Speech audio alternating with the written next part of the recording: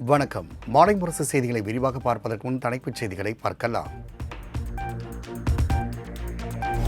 திருவள்ளூர் மாவட்டத்திற்கு இன்று அதி கனமழைக்கான ரெட் அலர்ட். அத்தியாவசிய தேவைகளின்றி மக்கள் வெளியே வர வேண்டாம் என பேரிடர் மேலாண்மை துறை சார்பில் எச்சரிக்கை.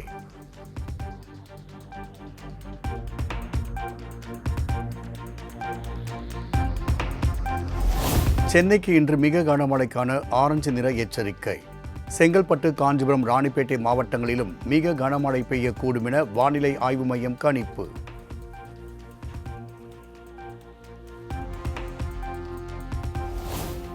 வேலூர், கள்ளக்குறிச்சி, விழுப்புரம், திருவண்ணாமலை, கடலூரில் இன்று கனமழைக்கு வாய்ப்பு.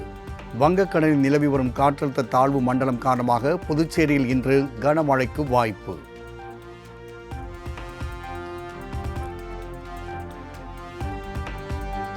நீலகிரி, ஈரோடு, கோவை மாவட்டங்களில் நாளை மிக கனமழைக்கு வாய்ப்பு. தேனி, தென்காசி, திருநெல்வேலி உள்ளிட்ட 8 மாவட்டங்களில் நாளை கனமழை பெய்யக்கூடும் என தகவல்.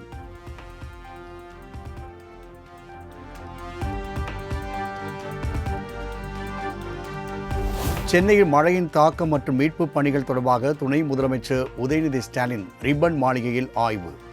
சென்னையில் மேற்கொள்ளப்பட்டுள்ள முன்னெச்சரிக்கை நடவடிக்கைகள் குறித்து கேட்டறிந்தார்.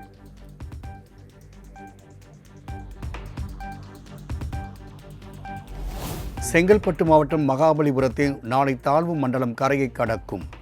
வருவாய் மற்றும் பேரிடர் மேலாண்மை துறை அமைச்சர் KKSSR ராமச்சந்திரன் தகவல். நாளைக்கு காலையில் இது காற்றழுத்த தாழ்வு மண்டலம் காற்றழுத்த தாழ்வு பகுதியாக மாறக்கூடிய வாய்ப்பு இருக்கிறது. அப்படி மாறுகிற நேரத்தில் தமிழ்நாட்டில் மகாபலிபுரத்திலிருந்து உள்பகுதியில் தமிழ்நாட்டிற்குள்ளாக காற்றழுத்த தாழ்வு பகுதியாக உள்ளே வரக்கூடிய சூழ்நிலை இருக்கிறது.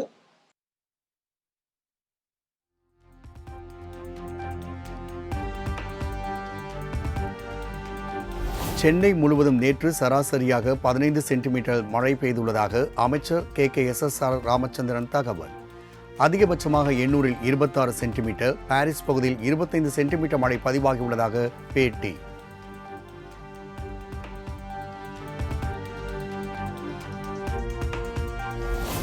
சென்னையில் மற்றும் 11 NDRF குழுக்கள் தயார் நிலையில் உள்ளதாக அமைச்சர் KKSSR ராமச்சந்திரன் தகவல். தமிழகம் எங்கும் கனமழையினால் 4 பேர் பலியாகி உள்ளதாகவும் 1000க்கும் மேற்பட்ட குடிசை வீடுகள் சேதமடைந்துள்ளதாகவும் அறிவிப்பு.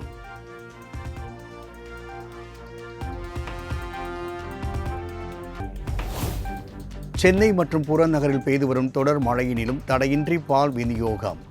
இன்று ஒரே நாளில் 15 லட்சம் லிட்டர் பால் விநியோகம் செய்துள்ளதாக ஆவி நிர்வாகம் தகவல்.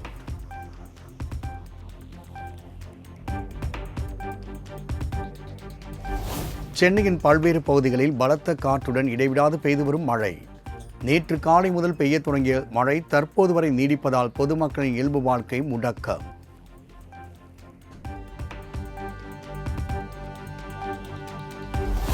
சென்னை வியாசர்பாடி கணேசபுரம் சுரங்கப்பாதையில் தேங்கிய மழை நீரினால் போக்குவரத்து ஸ்தம்பிப்பு. பெரம்பூர் ஜமாலியா செல்லும் சிறிய சப்வேவும் மழைநீரில் மூழ்கியுள்ளதால் போக்குவரத்திற்கு தடை.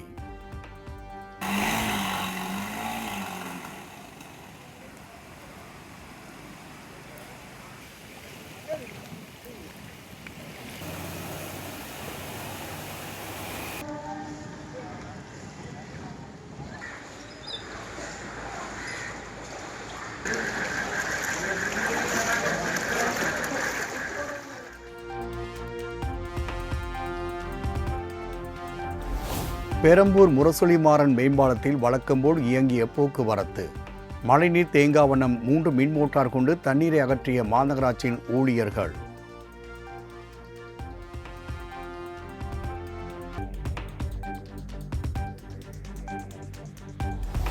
ஆவடி மாநகராட்சிக்குட்பட்ட அண்ணனூர் ஜோதி நகர் பகுதிகளின் குடியிருப்புகளை சூழ்ந்த மழைநீர். வெள்ள நீரை வெளியேற்ற மாநகராட்சி நிர்வாகம் துரித நடவடிக்கை எடுக்க வேண்டுமென கோரிக்கை.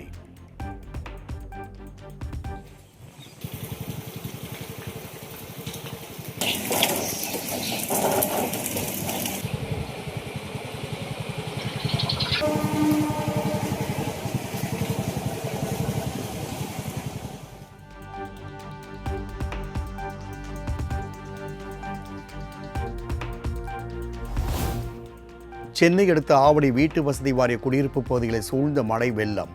கழிவுநீர் கடந்து தேங்கி நிற்பதால் நோய் தொற்று ஏற்படும் அபாயம்.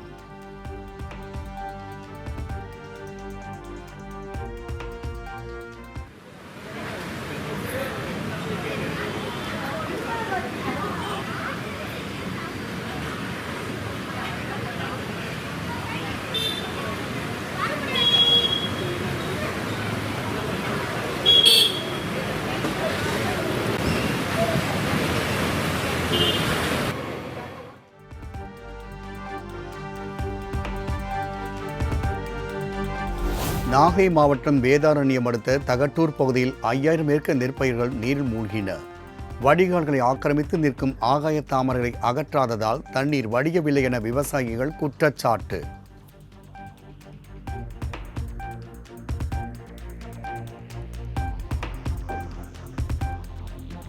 தமிழ்நாடு முழுவதும் கனமழையினால் 85,521 ஹெக்டேர் பயிர்கள் சேதம். ஹெக்டேருக்கு 20,000 ரூபாய் இழப்பீடு வழங்கப்படும் என அமைச்சர் KKSSR ராமச்சந்திரன் பேட்டி. 85,500 ஹெக்டேர் இதில் பாதித்திருக்கும் என்று ஒரு கணக்கு இருக்கிறது.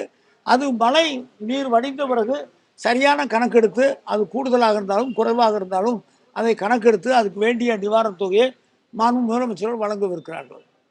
போன மழையில் அக்டோபர் மாதம் பெய்த மழையில் பாதிக்கப்பட்ட பயிர்களுக்கு கணக்கெடுத்திருந்தாங்க. அவங்களுக்கு ஒரு ஹெக்டேருக்கு 20,000 ரூபா கொடுக்க சொல்லி நேற்று மாண்பு முதலமைச்சர் அவர்கள் ஆணையிட்டிருக்கிறார்கள். அந்த பணி நடந்து கொண்டிருக்கு.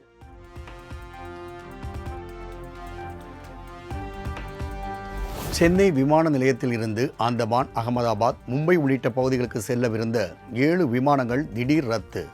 போதிய பயணிகள் இல்லாததால் சேவை நிறுத்தியதாக தகவல்.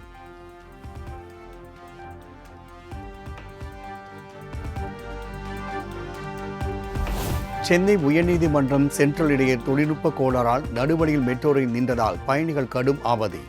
சுமார் 10 நிமிடத்திற்கு பின்பு பச்சை வழித்தடத்தில் ரயில் சேவை சீரானதாக மெட்ரோ நிர்வாகம் தகவல்.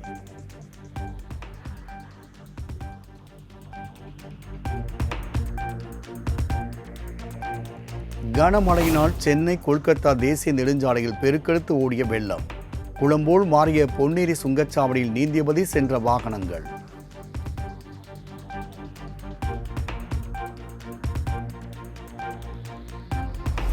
வாக்காளர் சிறப்பு தீவிர திருத்த நடவடிக்கைகளை உடனடியாக திரும்பப் பெற வலியுறுத்தல். நாடாளுமன்ற வளாகம் முன்பு திமுக, காங்கிரஸ் உள்ளிட்ட எதிர்க்கட்சி உறுப்பினர்கள் கைகளில் பதாகைகளை ஏந்தி போராட்டத்தில் ஈடுபட்டதால் பரபரப்பு.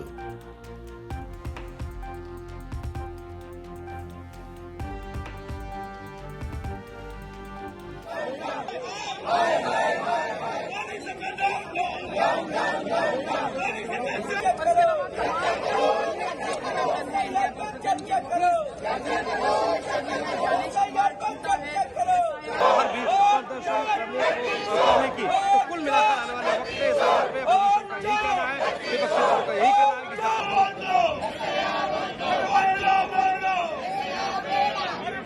मिलाकर आने वाले वक्त में इस बात पे अपोजिशन का यही कहना है, विपक्षी दलों का यही कहना है कि SIR மூலம் நாட்டு மக்களுக்கு அநீதி இழைக்கப்படுவதை ஒருபோதும் ஏற்றுக்கொள்ள முடியாது. ஜனநாயகத்தை காப்பதற்கான தங்களது போராட்டம் தொடரும் என்றும் அகில இந்திய காங்கிரஸ் கட்சி தலைவர் மல்லிகார்ஜுன கார்கே திட்டவட்டம்.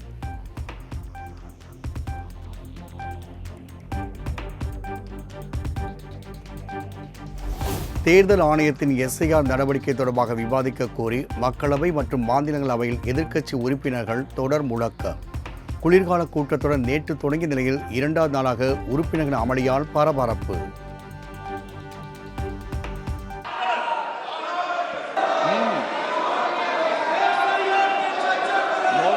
पटल पे रखा है।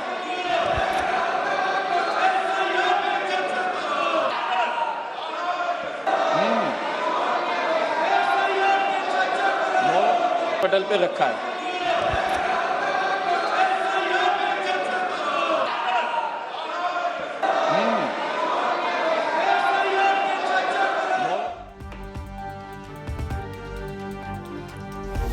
மக்களவையில் 2வது நாளாக கடும் அமளியில் ஈடுபட்ட எதிர்க்கட்சி உறுப்பினர்கள். எஸ்ஐஆர் குறித்து விவாதிக்க கோரி சபாநாயகர் இருக்கை அருகே சென்று கூச்சல் குழப்பத்தில் ஈடுபட்டதால் பிற்பகல் 2 மணி வரை அவை ஒத்திவைப்பு.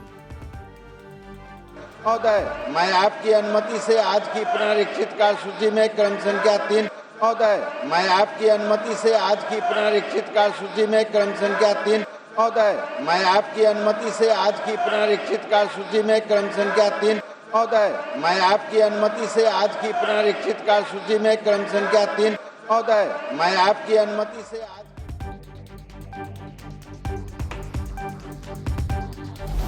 இதழியல் துறையில் 50 ஆண்டுகளாக பணியாற்றிய அனுபவம் பெற்ற TER சுகுமாருக்கு கலைஞர் எழுதுகோள் விருது. சென்னை தலைமைச் செயலகத்தில் முதலமைச்சர் மு க ஸ்டாலின் வழங்கி சிறப்பிப்பு.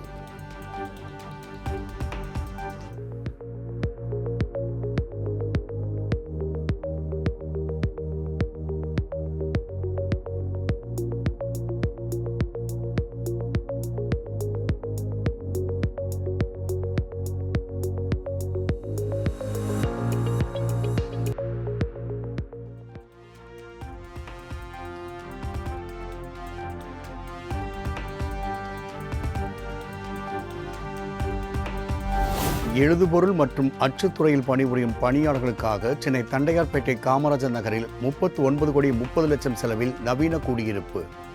சென்னை தலைமைச் செயலகத்தில் இருந்து காணொலி காட்சி வாயிலாக திறந்து வைத்தார் முதலமைச்சர் மு க ஸ்டாலின்.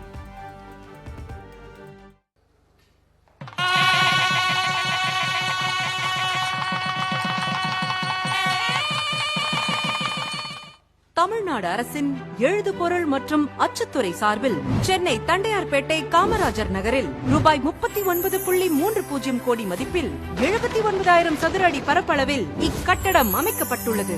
இக்கட்டடத்தில் ஒவ்வொரு குடியிருப்பிலும் 450 சதுர அடி பரப்பளவில் பல்நோக்கு அறை, சமையலறை, குளியல் அறையுடன் கூடிய ஒரு படுக்கை அறை ஆகிய உள்ளமைப்புகளுடன் ஒரு தளத்திற்கு 16 குடியிருப்புகள் வீதம் 6 தளங்களில் மொத்தம் 96 குடியிருப்புகள் அமைக்கப்பட்டுள்ளது.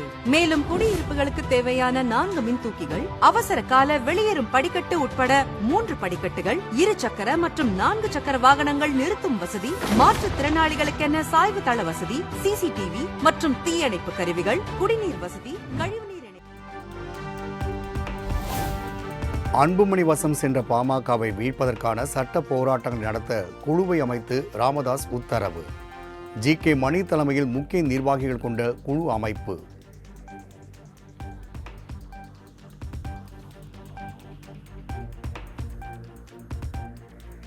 இருநூற்று 34 தொகுதிகளிலும் போட்டியிடும் நாம் தமிழர் வேட்பாளர்களை திருச்சியில் பிப்ரவரி 21ஆம் தேதி அறிமுகப்படுத்துகிறார் சீமான். ஒரே மேடையில் அனைவரும் தோன்றியதும் சட்டப்பேரவை தேர்தலுக்கான பிரச்சாரம் துவங்கும் என்றும் அறிவிப்பு.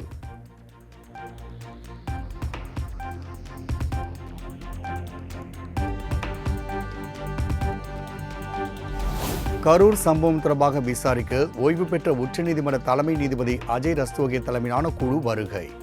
உச்சநீதிமன்ற உத்தரவுப்படி CBI விசாரணை அறிக்கையை ஆய்வு செய்ய உள்ளதாக தகவல்.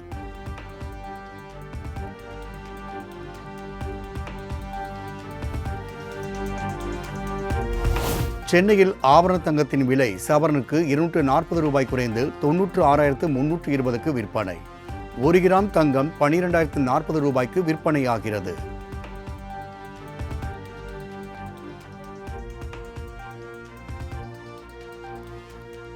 வரும் 9ஆம் தேதி முதல் தென் மாநில லாரி உரிமையாளர்கள் காலவரையற்ற வேலைநிறுத்தம் அறிவிப்பு. FC கட்டண உயர்வை திரும்பப் பெறும் வரை போராட்டம் தொடரும் என திட்டவட்டம்.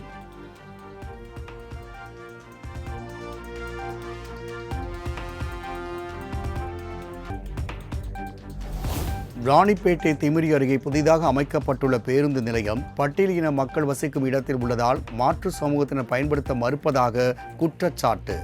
திடீரென பட்டியலின மக்கள் மறியலில் ஈடுபட்டதால் பரபரப்பு.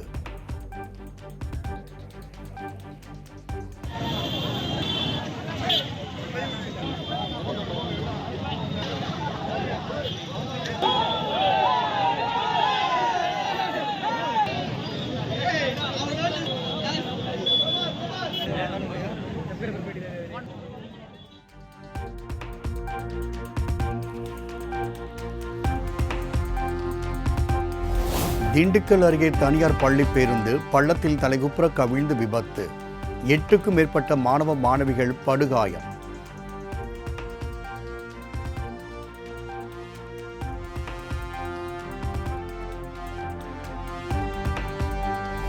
ஸ்ரீவில்லிபுத்தூர் அருகே பட்டாசு தொழிற்சாலைக்கு ஆட்களை ஏற்றிச் சென்ற வேன் கண்மாயில் கவிழ்ந்து விபத்து. ஒருவர் உயிர்ந்த நிலையில் 7 பேர் படுகாயங்களோடு மருத்துவமனையில் அனுமதி.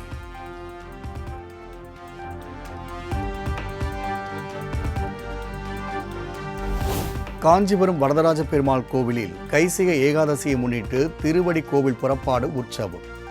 நீதிமன்ற உத்தரவுப்படி பெருமாள் முன்பு பிரபந்தம் பாட வந்த தென்கலை பிரிவினர் தடுத்து நிறுத்தப்பட்டதால் வாக்குவாதம்.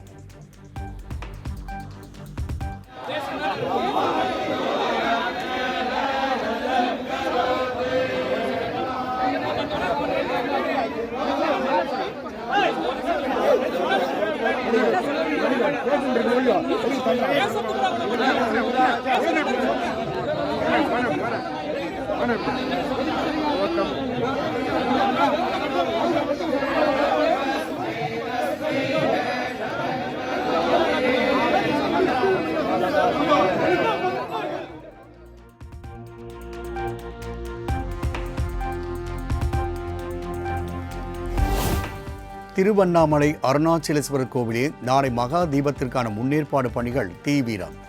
பிரம்மாண்ட கொப்பரை நெய் காடா துணிகளை சிறப்பு பூஜைகள் செய்து மலை உச்சிக்கு கொண்டு செல்லும் ஊழியர்கள்.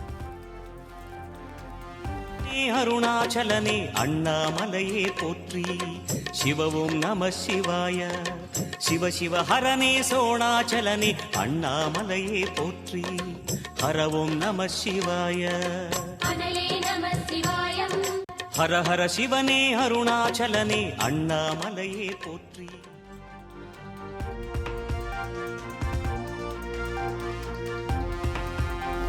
ஸ்ரீவில்லிபுத்தூர் ஆண்டாள் கோவிலில் கைசிக ஏகாதசியை முன்னிட்டு நடைபெற்ற 108 போர்வை சாற்றும் வைபவம். ஏராளமான பக்தர்கள் பக்தி முழக்கம் எழுப்பி சாமி தரிசனம்.